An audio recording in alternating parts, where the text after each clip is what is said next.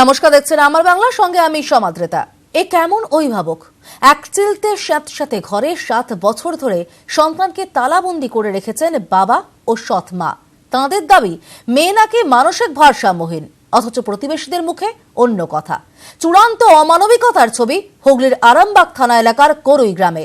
News 18 বাংলার খবরের জেরে বন্দি দশা কাটল মেনুর। মহিলাকে উদ্ধার করে হাসপাতালে ভর্তি করল পুলিশ।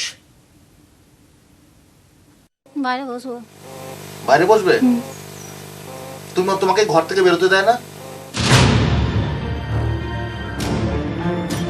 পেরিয়ে গেছে 7-7টা বছর। দীর্ঘ সময় ধরে এভাবেই ছোট্ট একটা ঘরে বন্দি দশা চলছে মিনুর। খাওয়া দাওয়া থেকে প্রাকৃতিক কাজকর্ম সব এই ঘরেই। ঘরে ঢুকলেই দুর্গন্ধের টেকা দেয়। ভাঙা জানলাটা যেন মিনুকে নরক মুক্তির ডাক দেয়। কিন্তু মন চাইলেও শরীর যে সায় দেয় না। ভয়ে গ্রাস করেছে দেহ মনে। তুমি এই ঘরের মধ্যে কেন মিনু? বলো, তাহলে তোমাকে বাইরে নিয়ে যাবো। বলো, বাইরে বসবো। তোমাকে কে ভালোবাসে বেশি? তোমাকে কে? আব্বা। আব্বা। হ্যাঁ, আব্বা ভালোবাসে। আর মা? কেন তালাবন্দি করে রাখা? কেন সন্তানের প্রতি মানবিকতার লেশ মাত্র নেই অভিভাবকদের? প্রশ্নের মুখে বাবা আর সৎ মায়ের দাবি তাদের মেয়ে মানসিক ভারসাম্যহীন। ঘরে থাকতো না, ন্যাংটা হয়ে বেরিয়ে চলে যেত, যার জন্য ঘরে রেখেছি। মানুষের মতো থাকেনি ঠিক মতো, তবে যতদূর পারি রেখেছি। কত জায়গায় কত কি করা হয়েছে, রাতে রাতে বেরিয়ে চলে গেছে ঘর থেকে। মার কি করবে? অথচ এমনটা হওয়ার কথা ছিল না মিনুর। আর 5টা মেয়ের মতো তারও সুস্থ স্বাভাবিক জীবন ছিল। একটি ছেলেও রয়েছে, কিন্তু দুবার সংসার ভেঙে যেতেই যেন সব ওলট পালট হয়ে গেল। মিনুর অবস্থা দেখে কষ্ট পান প্রতিবেশীরা। এটা এইভাবে আছে, আমাদেরকেও খুব খারাপ লাগছে, কিন্তু এছাড়া আর কিছু করার রাস্তা কিছু দেখতে পাচ্ছেন না। মেনু কি পাগল ছিল? না না না, একবারও ভালো মানুষ। ঘটনার কথা শুনে হতবাক পঞ্চায়েত প্রধানও। এইভাবে আটক হয়ে রয়েছে বা এরকম উলঙ্গ অবস্থায় পড়ে থাকে, এগুলো কেউ জানায়ও নি আর জানিও নি। কিভাবে মুক্তি মিলবে মেনুর? প্রশাসনের কথায় তারা কিছু রসদ দিতে পারে, এর বেশি কিছু করার নেই। ওখানে বিডিও সাহেব আছে, ওনাকে আমি ইনফর্ম করবো ওটা কি আছে ওখানে দেখার জন্য। আমার কিছু রিলিফ সেকশন থেকে আমি কিছু ওনাকে দিতে পারেন। খবর শুনে প্রথমে সাহায্যের আশ্বাস দিলেন স্থানীয় বিধায়ক। অসুবিধা হবে সেগুলো আমি অবশ্যই দেখার চেষ্টা করবো একজন বিধায়ক হিসেবে। এরপরই শীতের পোশাক কম্বল নিয়ে ছুটলেন মিনুর বাড়ি। এভাবে মেয়েকে রাখায় মিনুর বাবাকে ধমকও দিলেন তিনি। আপনার রোগ হলে আপনার মেয়ে যদি না করে, তখন আপনি বলেন মেয়েকে জন্ম দিলাম, মেয়ে আমার যত্ন করলো না, হয় না যে আপনি মেয়েকে কেন করবেন না? তাহলে অবশ্যই আমি 2 দিন পর দেখতে আসবো, যেন পরিষ্কার পরিচ্ছন্ন থাকে। বিধায়ক চলে যেতেই মিনুর বাড়িতে পৌঁছল পুলিশ। বাড়ির লোকজনকে জিজ্ঞাসাবাদ করে যান পুলিশ অফিসাররা।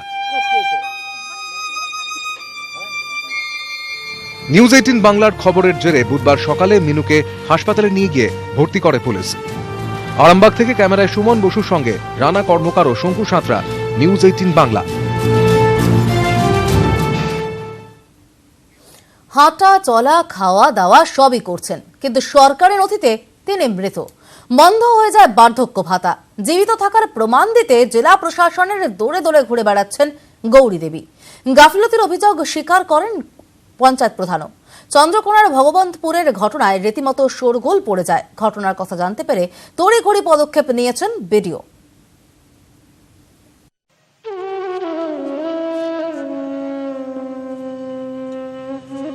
কাদম্বিনী মরিয়া প্রমাণ করিল সে মরে নাই। চন্দ্রকোনার খুরশি গ্রামের বাসিন্দা গৌরী পালের অবস্থা এখন অনেকটা এরকমই। 86 বছরের বৃদ্ধা এখন ছুটে মরছেন, শুধু এটুকু প্রমাণ করতে তিনি এখনো জীবিত, মরে যাননি। 5 ছেলের মধ্যে 4 জনই দেখেন না। হতদরিদ্র বৃদ্ধা এখন ছোট ছেলের কাছে থাকেন। সম্বল বলতে সরকারি বার্ধক্য ভাতা। প্রতি মাসে 400 টাকা তার অ্যাকাউন্টে পড়ে যায়। আচমকাই অ্যাকাউন্টে টাকা পড়া বন্ধ হয়ে যায়। 2 মাস ধরে বন্ধ বার্ধক্য ভাতা। কারণ জানতে পঞ্চায়েত অফিসের দ্বারস্থ হন গৌরী দেবী। সেখানে গিয়ে জানতে পারেন তিনি মৃত। মরে গেছে তো আর টাকা কোথায় পাবো? টাকা নেই। বলি টাকা দিতে হবে, টাকা না দিলে আমি যাব না। আপনার টাকা তো আগে ঢুকতো অ্যাকাউন্টে? তবে হ্যাঁ ঢুকতো তো, ওখান দিক থেকেই তো নিয়ে আসতো। তারপরে বলছে আপনি মরে গেছেন। বিডিও অফিসে যেতে ওনারা তো তখন আমাকে ঘুরিয়ে দিল, বলছে তুমি তোমার অঞ্চলে যাও। এবার অঞ্চলে গেলাম, অঞ্চলে দিয়ে দরখাস্ত দিলাম। দরখাস্ত দেওয়ার পর প্রধান সাহেব বলছেন যে আমরা তো এইসব কিছু করতে পারবো না, আর এটা মৃত অবস্থা মৃত্যু হয়ে গেছে, এই বলে আমরা তো দরখাস্ত এই বইটা বন্ধ হয়ে গেছে। গাফিলতির কথা স্বীকার করে নেন পঞ্চায়েত প্রধান। সার্ভের সময় ভুল করেছেন কর্মীরা, সাফাই প্রধানের। তারা ওই সার্ভে যায়, সার্ভে রিপোর্টে এমন দেখেছে তার পরিপ্রেক্ষিতে এরকম ঘটনাটা ঘটেছে। কিন্তু আমরা তো কোনো চাই না যে কোনো কারো ভাতা আমরা কেড়ে নেবো বলে, সেটাকে আমরা আবার পুনরায় তার ভাতাটা ব্যবস্থা করে দেওয়া যায়, কীভাবে দেওয়া যায়। পঞ্চায়েত অফিসে গিয়ে গৌরীপাল প্রমাণ দিয়েছেন তিনি জীবিত। ঘটনার কথা জানতে পেরে সংশ্লিষ্ট কর্মীকে শোকজ করেছেন চন্দ্রকোনা 2-এর বিডিও। ভাতা চালু করতে প্রয়োজনীয় পদক্ষেপ করা হয়েছে। এখন শুধু অপেক্ষা, কবে মৃত থেকে জীবিত হবেন গৌরীপাল। সুকান্ত চক্রবর্তীর রিপোর্ট, নিউজ 18 বাংলা। রাস্তায় ডাই করে রাখা গ্যাস সিলিন্ডার, আশপাশ দিয়ে গাড়ি যাচ্ছে, যাওয়া আসা করছে মানুষজনও। রাস্তা থেকে সরাসরি বিভিন্ন জায়গায় সরবরাহ করা হচ্ছে গ্যাস সিলিন্ডার। মহিষাদল, সুতাহাটা থেকে হলদিয়ার ব্রজলাল চক, পূর্ব মেদিনীপুরের বিভিন্ন জায়গার এই ছবি ধরা পড়েছে নিউজ 18 বাংলার ক্যামেরায়।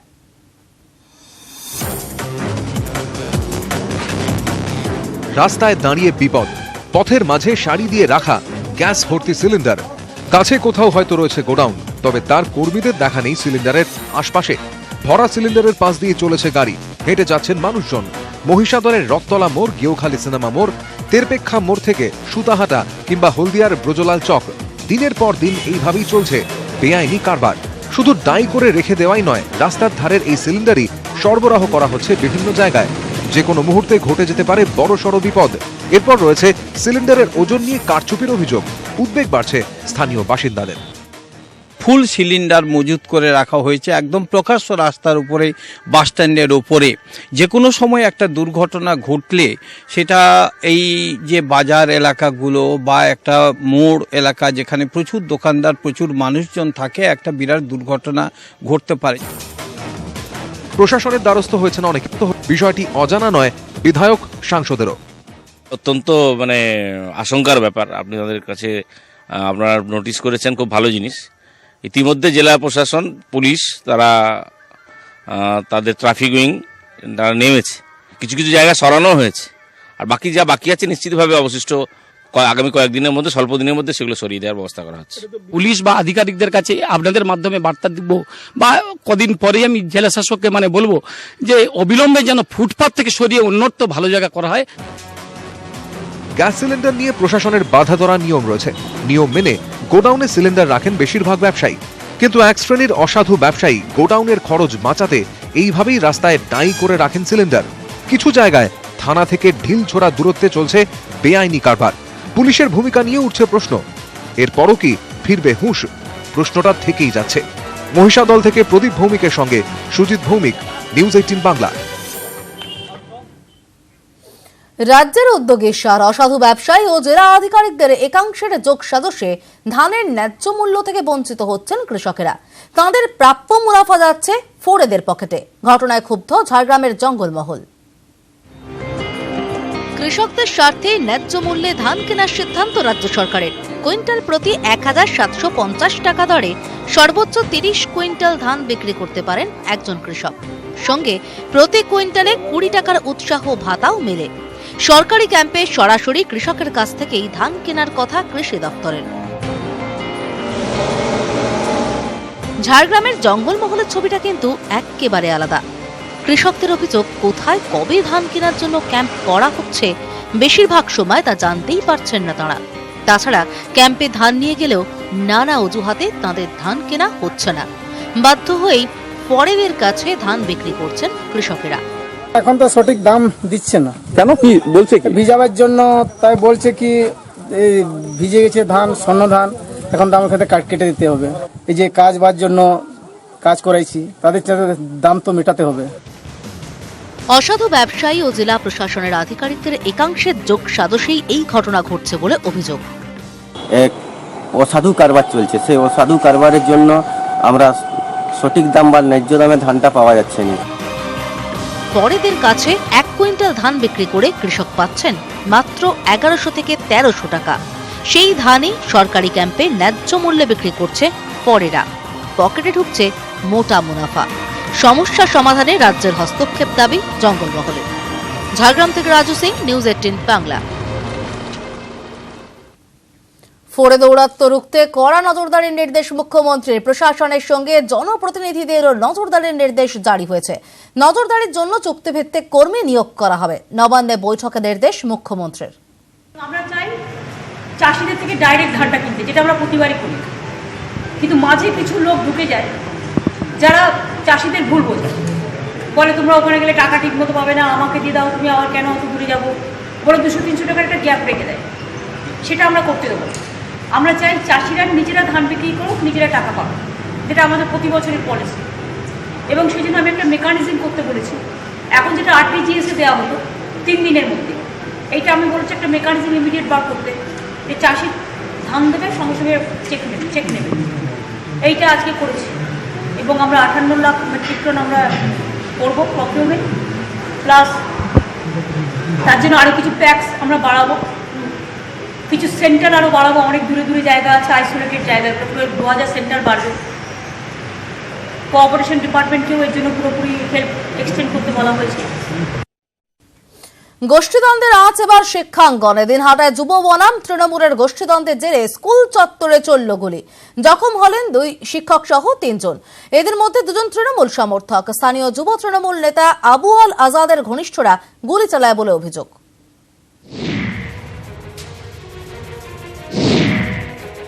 সোমবার সকাল 10:05 গীতালদহের আনন্দপাঠ শিক্ষানিকেতনে সবে ঢুকতে শুরু করেছে পড়ুয়ারা।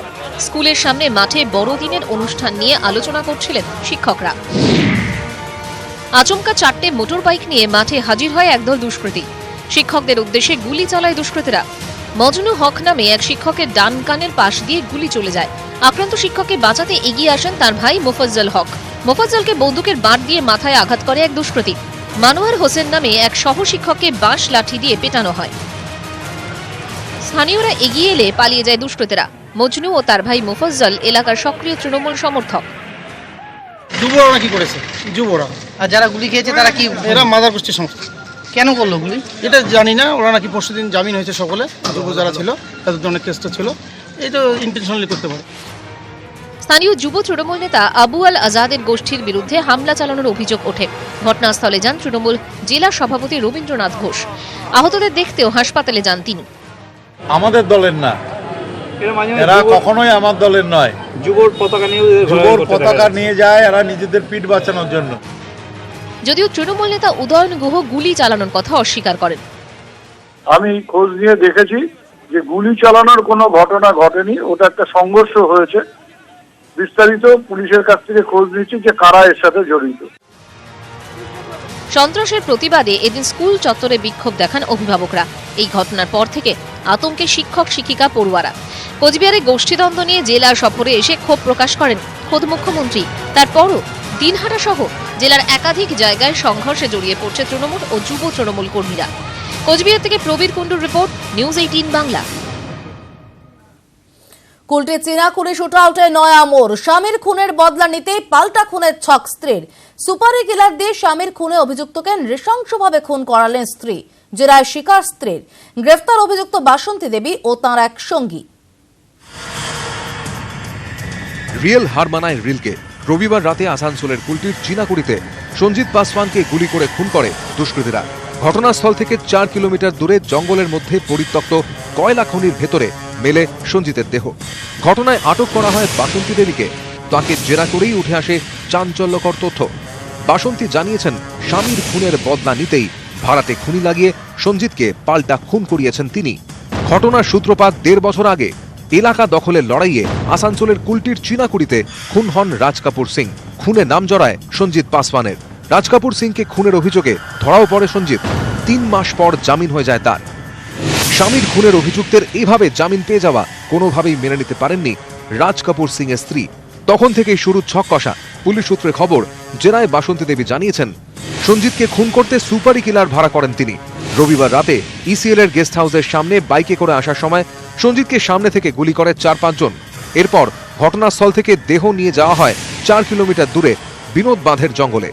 সেখানে একটি পরিত্যক্ত কয়লা খনির মধ্যে ফেলে দেওয়া হয় দেহ, উপড়ে নেওয়া হয় চোখ, চপার দিয়ে কেটে নেওয়া হয় হাত আর পা। খুনের অভিযোগে গ্রেফতার করা হয় বাসন্তী দেবী এবং তার এক সঙ্গীকে।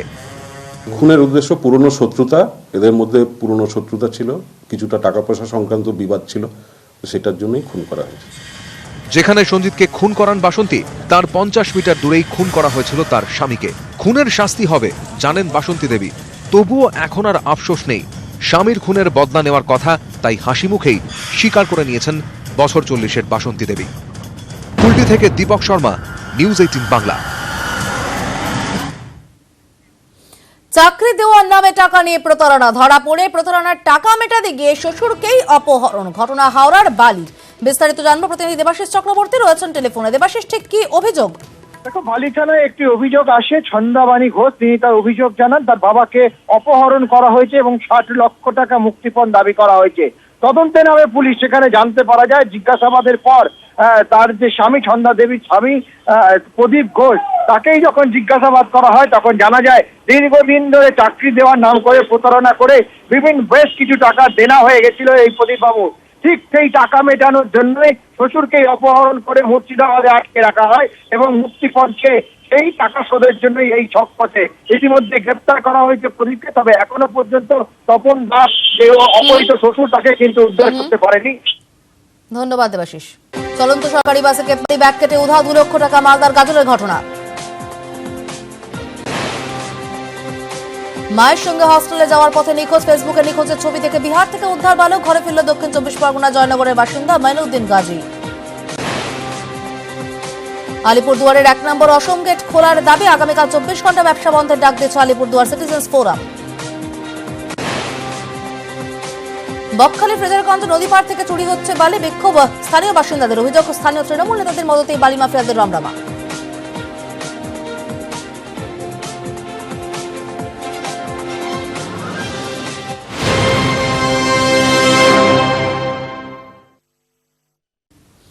বৃষ্টি থেমে পরিষ্কার আকাশ, মেঘ সরিয়ে ফের রোদ ঝলমলে পাহাড়। সোনাঝরা রোদে ঝকঝকে কাঞ্চনজঙ্ঘা, কনকনে ঠান্ডা হাওয়ায় কাঁপছে।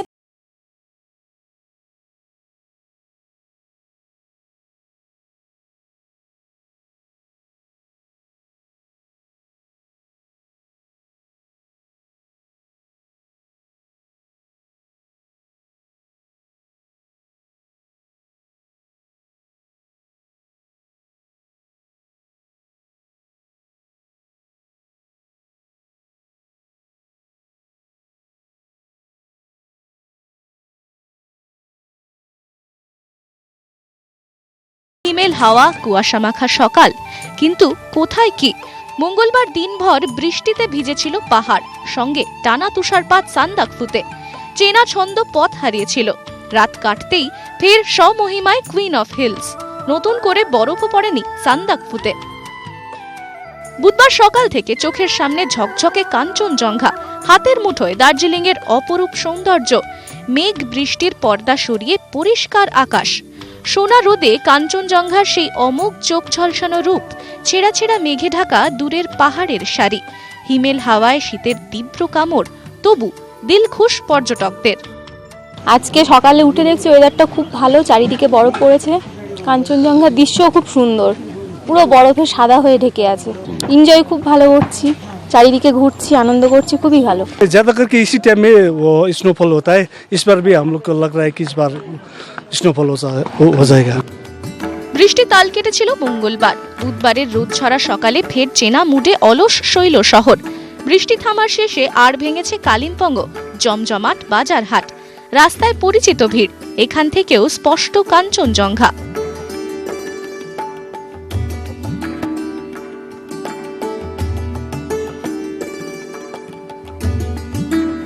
हम लोग यहाँ फर्स्ट एनिवर्सरी सेलिब्रेट करना है हमारी, और बहुत अच्छा लग रहा है यहाँ पे। इतना ब्यूटीफुल सीनरी है, द माउंटेन्स, और वेदर इज़ अमेजिंग। अच्छा लग रहा है धूप में।